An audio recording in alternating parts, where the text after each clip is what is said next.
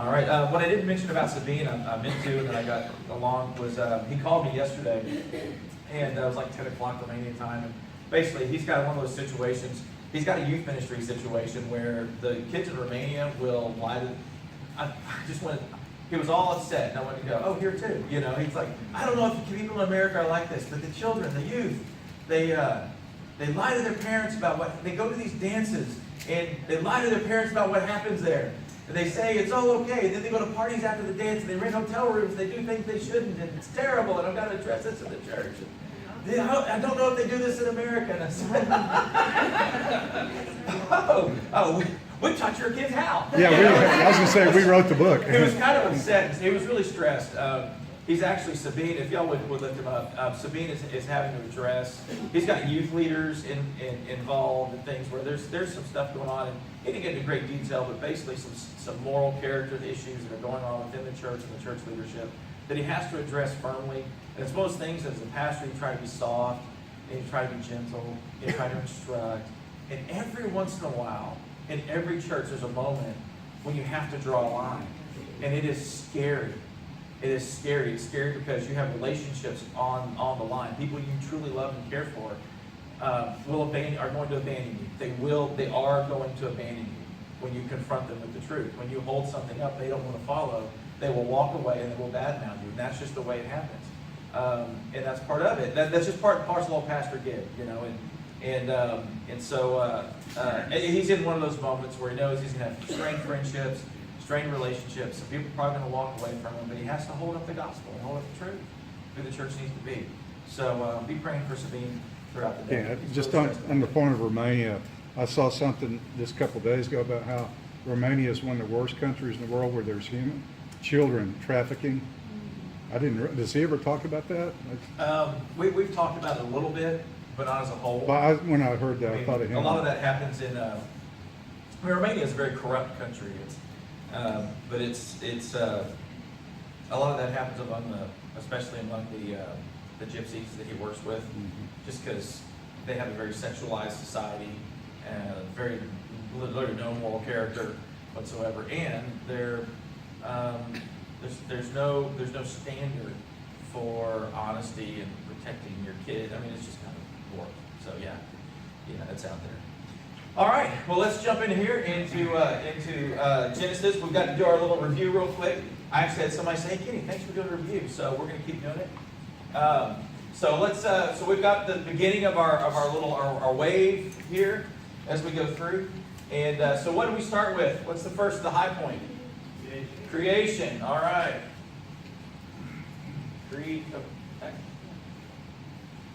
Apparently forgot how to write. So the Bible starts with this high point of creation where God and man are in perfect relationship, and everything is set up for man to choose God, but man acts on his own. So man makes a choice to rebel against God, and then everything falls apart. So what's the first this bottom part here? What do we call that? Failure. Right. So there's failure. There's multiple failures. What's the first one? Adam and Eve in the fall. We're just going to call that the fall. Then what happens after the fall? This side. This is already answered. It said once this side. What happens after the fall? What's next? Cain kills Abel. All right. Remember, we're trying to get all these stories in order, and you start to see the whole gospel unfold as we do this through the Old Testament. Failure, fall, Cain and Abel. After Cain and Abel, this side over here. The flood, and then after the flood. Tower of Babel. See, okay, we got this down. The flood, and then Babel. So the quicker we do this, the sooner we get on to new stuff. Then Babel. And I'm going to put one more in here that we didn't originally. It wasn't on the original paper. And the last part here is Job. So I don't know if y'all, we remember we're putting things in chronological order. So the book of Job falls. It's believed that Job actually falls somewhere between the flood and the Tower of Babel. Some folks say it's between Babel and Abraham, but we don't know.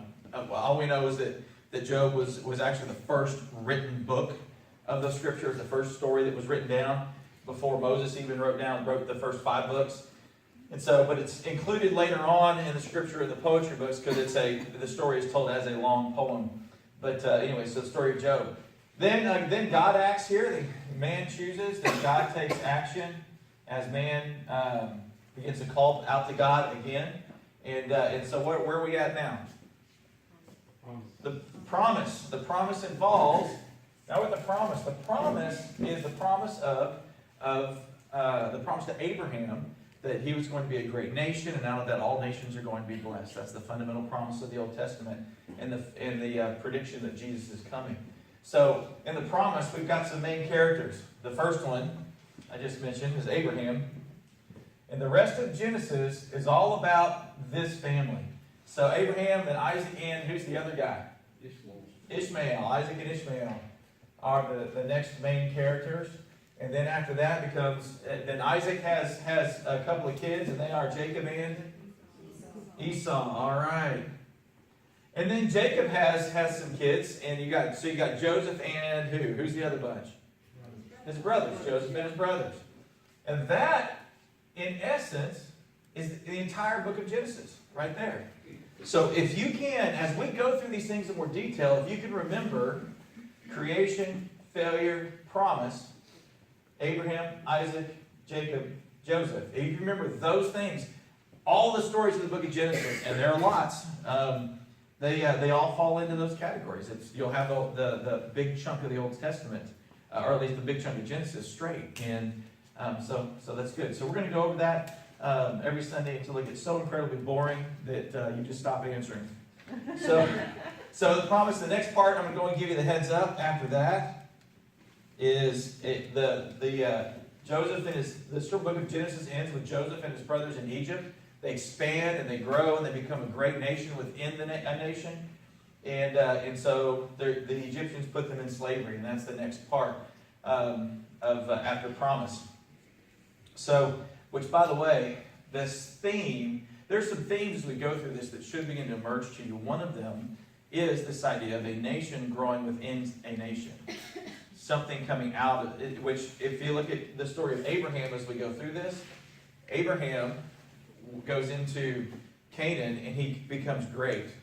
And Isaac does the same thing. Abraham, Isaac, and Jacob all have the same experience, and that is they go into a particular area that generally either what is currently southern Israel, or the area at the north part of Haran, which is the north part of the Fertile Crescent, basically the source of the Euphrates River up in that area, which is southern Syria right now. Anyway, one of those two areas where they tend to hang out, and in each of those places they become wealthy, they become bigger than the local governments basically, and then they get sent on their way.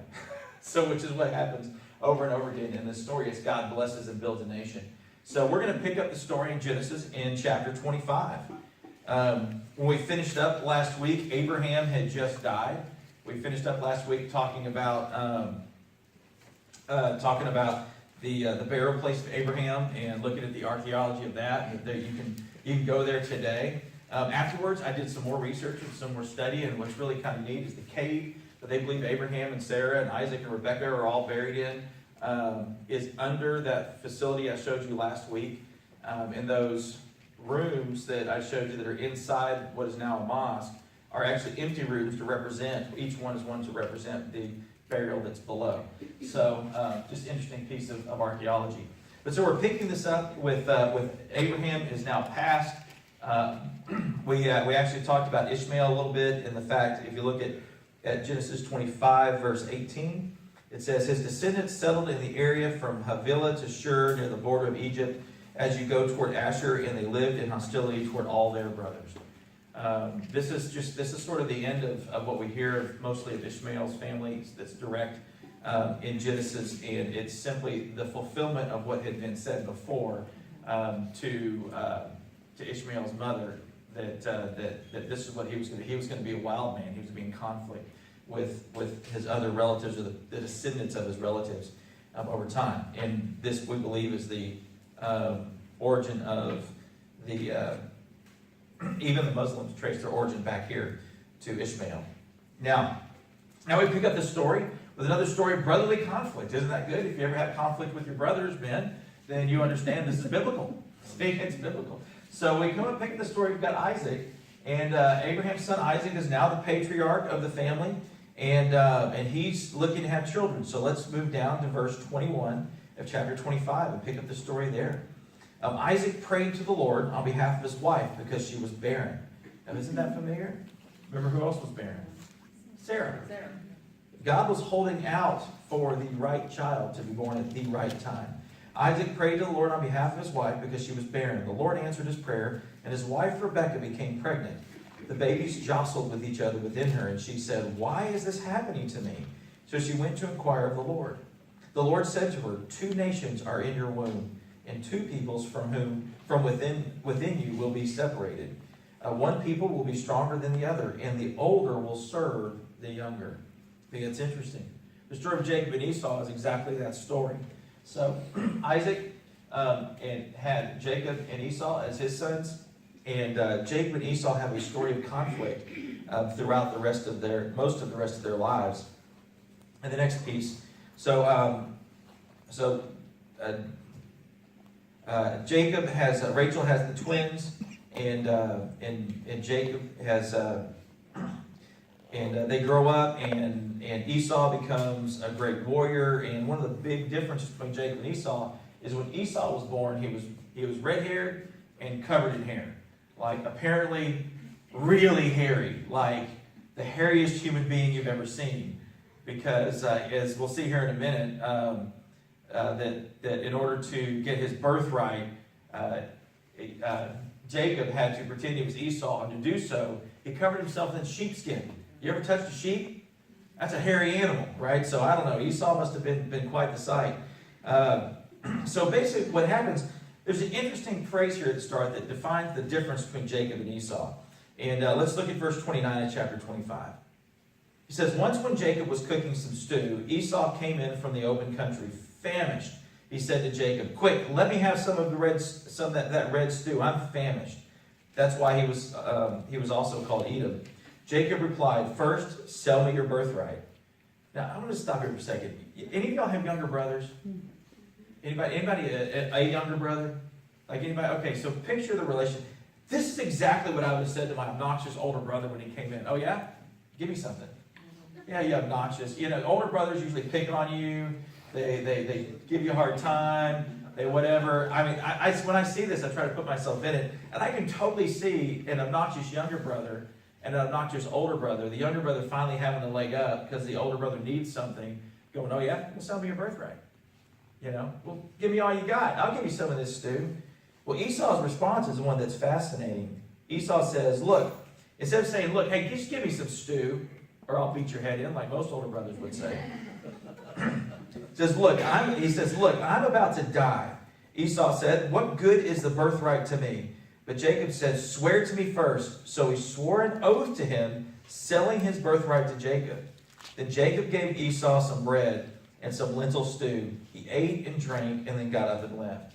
And here's the phrase that I think is interesting. So Esau despised his birthright. The problem with Esau was that he was spoiled. The problem with Esau was he didn't respect what he had. He took it for granted. And I think one of the reasons that Esau, the story winds up unfolding the way it does, is because of that. Is because Esau despised his birthright. He didn't think anything of it. Anybody had a rebellious kid? You don't have to raise your hands on this one. You know, you're a rebellious kid, you want to go, "Look at all I've done for you." Actually, anybody ever had a 13-year-old?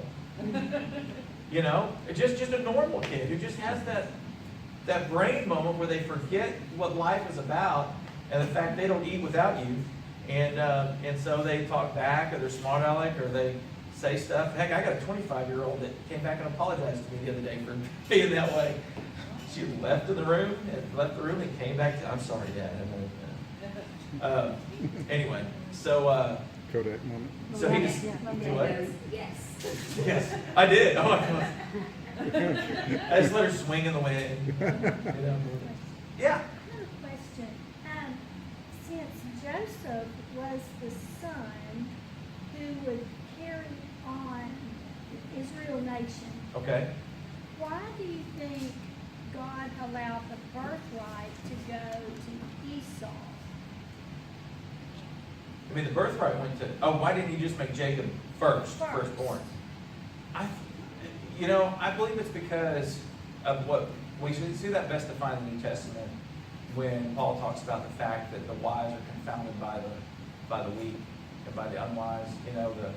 It's this grand theme. The world operates on a theme that says the powerful win.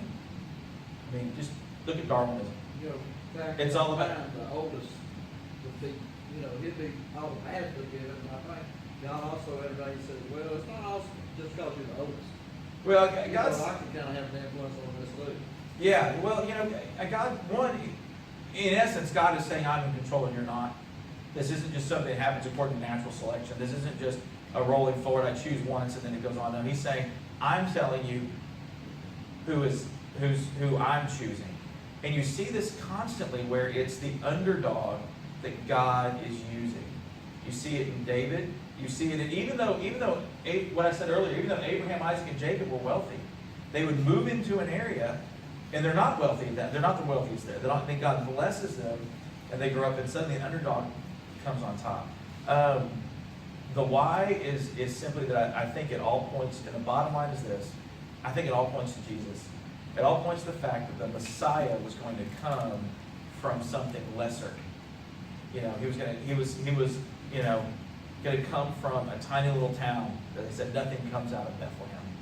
Nothing good comes out of Galilee. And yet he didn't have a place to lay his head. It's that whole theme that says our life isn't about being powerful and being successful and lording over people. Our lives are really about servant leadership and loving others, and the humility that comes with really understanding that God is the one who's in control. Okay, now let me ask you this. Let's say Esau had maintained the birthright. Would that have changed things? That's not my question. Would that affect the nation Israel coming through the line of Jacob? You get my question? Because I know the Edomites came from Esau, Right. and they were enemies of Right. Israel. Right. So does the birthright really have anything to do with where the Israel nation would come from? I mean, could Esau have maintained the birthright and the story stayed the same? Absolutely not. Because in the end, if you look at the book of Luke, and then in order for the Messiah had to come, this is a grand story that God designed across all of time and eternity. And so, in order for the Messiah to be the Messiah, for Jesus to be the Messiah, he had to be able to trace his lineage all the way back. Well, if Esau's got the birthright, and Jacob, and he's not the heir to Abraham. So the lineage had to be the birthright holders. Yeah, that was a big piece of it. So in order for a Jew, again, if you're looking at a book written to Jews and they're trying to, and the early gospel writers are trying to present to Jews and say, hey, this guy's the Messiah. Well, in a Jewish mindset, the only way for him to be the Messiah, he has to come from the line of David. And that has to go all the way, then from David, you got to go all the way back to Abraham. And so you get that, it's this amazing thing God did where he said, okay, on the one hand, Jesus comes from the greatest king you've ever had, and can be traced all the way back in a straight line through birthright to Abraham, the founder of your nation. At the same time, I'm tracing Jesus back through Jesus, who was humble. I'm going to take him back through David, who was the smallest of his brothers, and the one that they didn't think was going to be king, right? Because he was just a little guy, right? And then I'm going to go back through David, and I'm going to take Joseph, the beat up little brother. And then I'm going to come take that line, I'm going to take it back through Jacob, the beat up little brother. Then I'm going to take that line and take it back through Isaac, the second born of Abraham. And I'm going to take that all the way back to Abraham, who was Abram first and had to change his name to get the whole thing started. So, he takes this line of greatness and humility and runs them side by side in one family, all the way, which is who we're to be. So when you think about a Christian in society, and you start to think about those of us who have positions of authority in our businesses, or pastors, or what's a pastor? Let's just use that as an example. A pastor is supposed to be a person of authority and yet a person of humility. He's got to be the least and the greatest all at the same time. He's got to be able to look at people in the eye and go, you're going to hell? I mean, here's the rules of all time and eternity. There's no greater truth than eternity. And he's got to do that. At the same time, he's got to be willing to not have a career. He doesn't choose his income. He can't come into a congregation, just tell everybody what to do. He has to lead them from one place to the next. He can't be a bully from the pulpit. You can make a lot of money being a bully from the pulpit. You can just rise up, and we've seen that with some folks, but you can't lead a congregation of Christ through it. So there's this, I think what he's doing there, to make a long answer even longer, what he's doing there is he's demonstrating to us God's own greatness, and yet the fact that Jesus was going to come, and he was going to come humbly. What does Philippians 2 say? It says that Jesus didn't count it as anything to stay in heaven, but instead he came down to earth as a man and humbled himself and died, even a death on the cross. I mean, that's an interesting phrase. He humbled himself and died, even a death on the cross. He took the most humbling death. And so, if I would dare say that if everything came through, if you went from Abraham to Ishmael Ishmael's firstborn, to the firstborn, to the firstborn, to the firstborn king, to the biggest guy, and all that stuff, in the end, we'd just be, we would lose the very character of Christianity, that is humility and servanthood and love. And the fact that Christianity is for people of all levels of society. In the same room, you can have a king or a president, and you can have a poverty-stricken person, and they're on the same plane. Does that make sense? Yeah, but birthright wouldn't have changed the lineage. Birthright would have changed the Jewish view of the Messiah, of who was capable of being the Messiah. Okay. So it wasn't just about, our idea of, well, it's a kid, that's what they're all kids, we divide everything equally generally among our kids. We don't, or at least the ones that aren't idiots, so, or haven't abandoned the family. I mean, that's usually, if a kid gets left out, it's the one that abandoned the family and said, I don't want you anyway. That's the way it generally happens. Some folks still go even.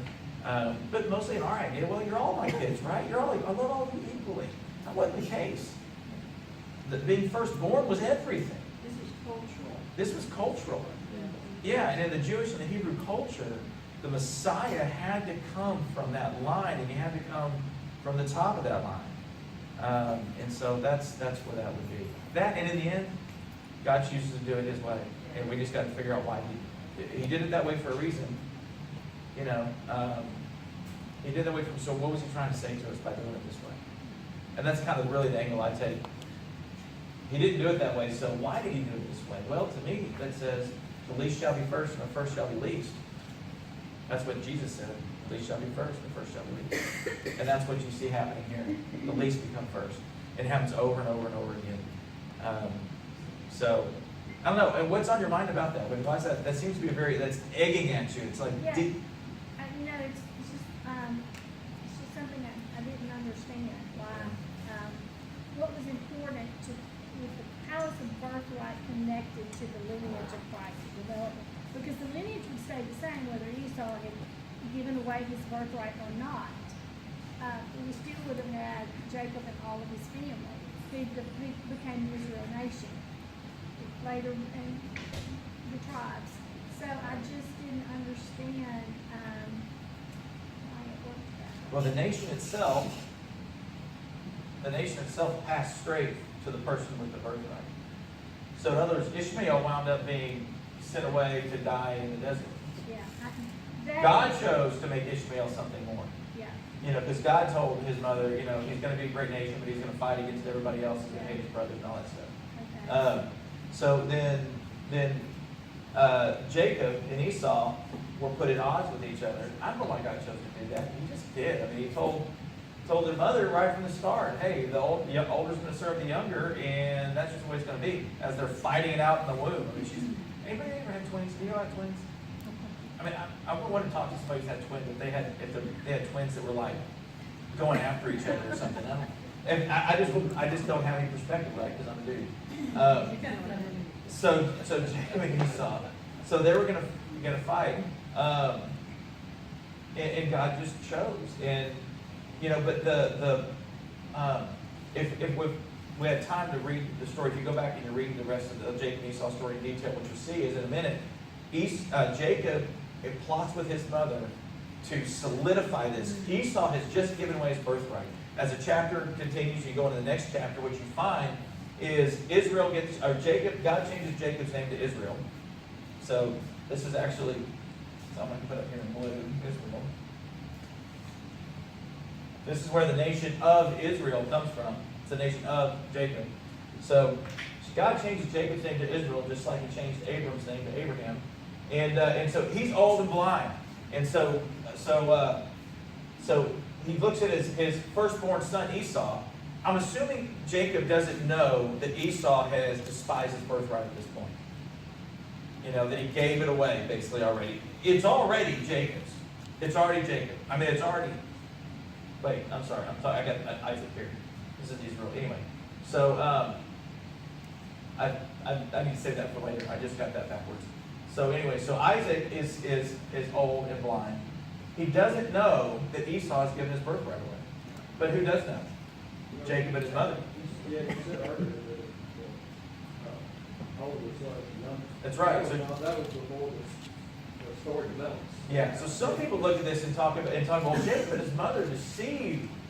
Well, here's what goes on. So Isaac looks at Esau and says, "My son, my firstborn son, I'm about to die. Go out to the field and get me some game. Make me a meal. Let me taste your food again." There was a special relationship between the firstborn son and the father in this day, even more than there is today. If you got multiple kids, there's something about that firstborn. There just is. And the firstborn, if you're a grandparent, you got a firstborn grandkid, you got others. Come on now. There's something about the firstborn. It's that whole, you love them all, but that firstborn. See, you've got some heavy head nods going back here. Some people wouldn't want to say this is true. It's just the way life is. It's not wrong. It just is. And so Esau heads out to the field. Well, Isaac's wife, so Rebecca, overhears. And so Rebecca goes to Jacob and says, "Hey, Jacob, here's what we're going to do. We're going to solidify this whole birthright thing." And I'm ad-libbing here a little bit. And she makes a plan. She made the plan, not Jacob. And they go and she puts sheepskins on his arms and his hands and on the back of his neck where he was real smooth haired. Back here, apparently, that's why I say Esau must have been one burly dude. And he prepares a meal and he goes in and they deceive Isaac to make him think that he's talking to Esau. Isaac says, "The voice is Jacob's, but the arms and hands are Esau's. Are you Esau?" And Jacob replies, "Yes, I am." And so he eats his food, and Isaac brings Jacob close. And it says that Jacob was wearing Esau's clothes as well. Now, why would Jacob do that?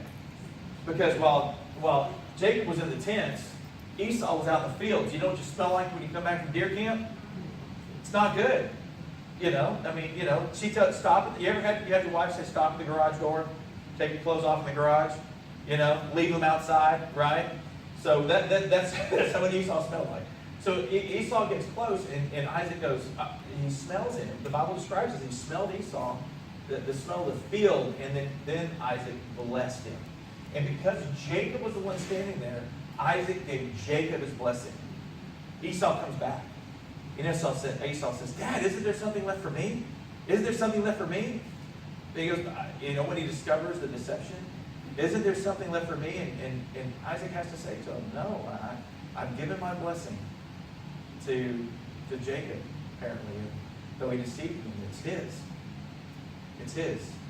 And, because once you did that didn't change. Your word was your bond, even if you had been deceived in that day. So, what sometimes people will say, well, how can Jesus come from this line of deception? Jesus didn't come from a line of deception. Esau gave it away. Jacob and Rebekah were simply solidifying the deal that Esau had already made. They were holding him accountable for his actions. Isaac was the unfortunate. It was unfortunate that Isaac was hurt by the situation.